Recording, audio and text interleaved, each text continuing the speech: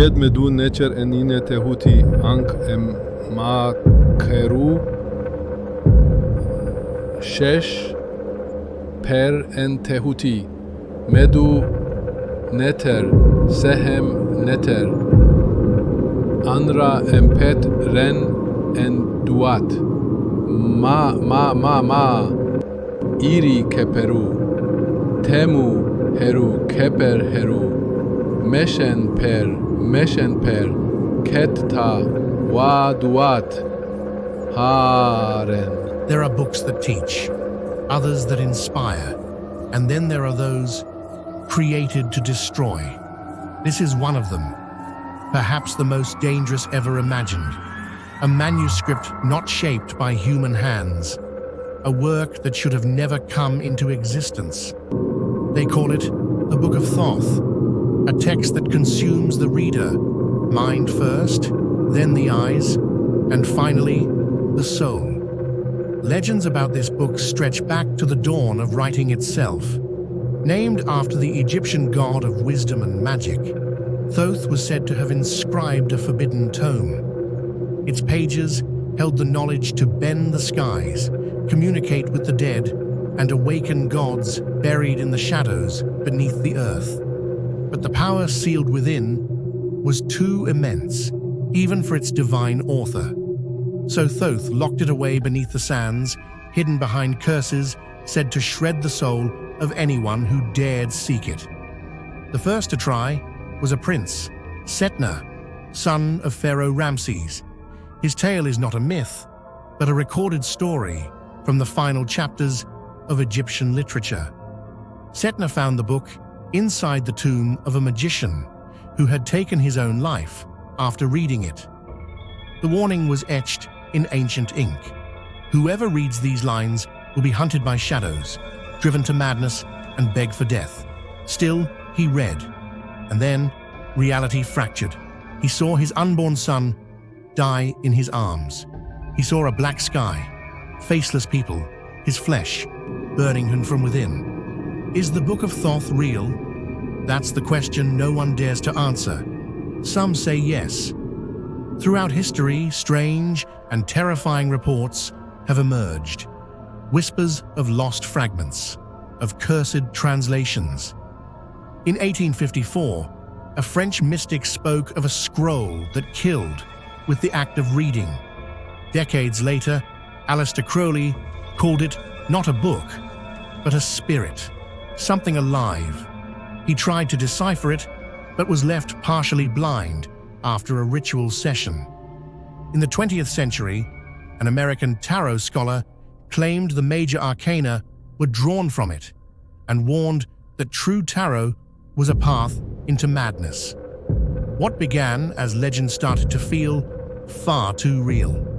In 1923, during an excavation in Saqqara, Egypt, archaeologist Elias Murad discovered a sealed chamber. At its center, an ancient leather-bound volume wrapped in decaying cloth. He opened it. He read. 2 days later, he gouged out his own eyes with his fingers. Witnesses say he was screaming, "It's writing itself inside me. It's writing with my voice." The book disappeared that same night. In the 1980s, an English art collector received a manuscript in the mail. No sender, no signature. Days later, he was found dead, his eyes liquefied. On his wall, scrawled in blood, were the words, "The word survives. The flesh does not." In 2017, a French student live-streamed herself, reading what she claimed was part of the Book of Thoth. After 11 minutes of static, distorted laughter, and reversed infant cries, the video cut off. She was never seen again. In 2024, a wealthy Brazilian entrepreneur locked the book inside a vault after experiencing unexplainable supernatural disturbances when it was kept in the open. But what happens if you read it? Survivors describe a living text, shifting with each reader. Some see symbols, others poetry.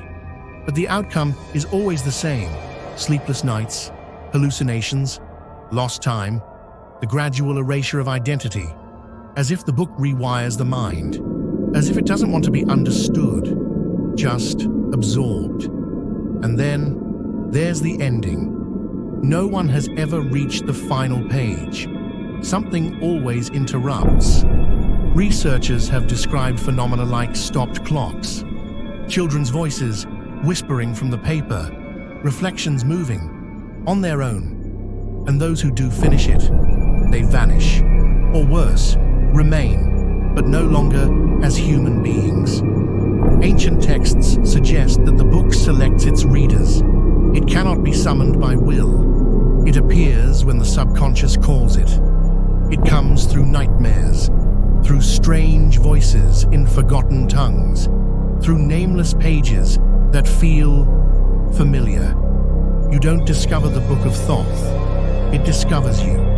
If one night you hear someone whisper, "Read me," if you see a book in your dream full of empty pages, or find a language you suddenly understand but know you've never studied, run. Don't turn the page.